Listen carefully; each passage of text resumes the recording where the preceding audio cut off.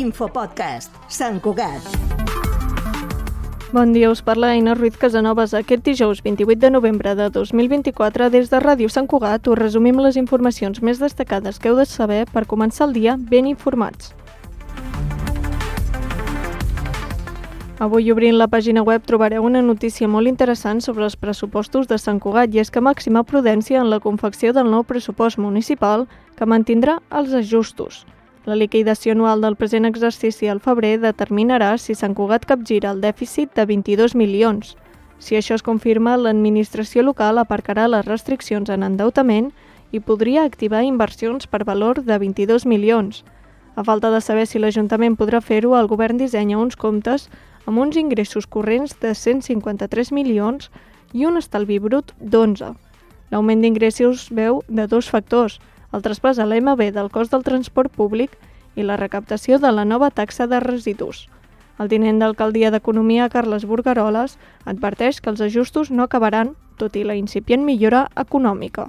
Nosaltres estem treballant per aconseguir-ho en aquest exercici del 2024, però això no tenim la garantia i, per tant, fins que no tinguem la liquidació d'aquest exercici, no sabrem si ja ens en sortim o no ens en sortim. I això té conseqüències importants i era una mica l'objectiu que ens ven, que és aconseguir revertir aquesta situació en el termini més curt possible. Tot i que a ningú se li escapa, diguem-ne, que aquest desajust estructural requereix temps i hi ha molta feina encara per fer.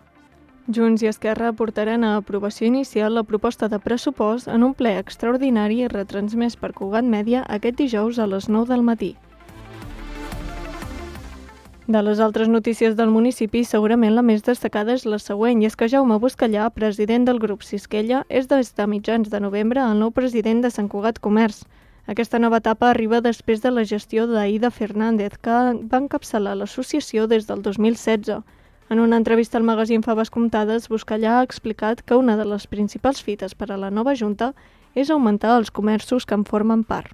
L'associació jo crec que té un principal repte que ja l'estava portant a terme, que és créixer, que és ser encara més representatiu a la ciutat. Penso que té molts socis, ja en tenia molts, comparats amb altres ciutats està en la línia, però és veritat que pot créixer encara més perquè jo me n'adono que realment el comerciant no associat és molt sensible també a ser-ho. Entre els tres objectius principals, el nou president també ha subratllat la necessitat de redefinir i millorar la col·laboració amb l'Ajuntament.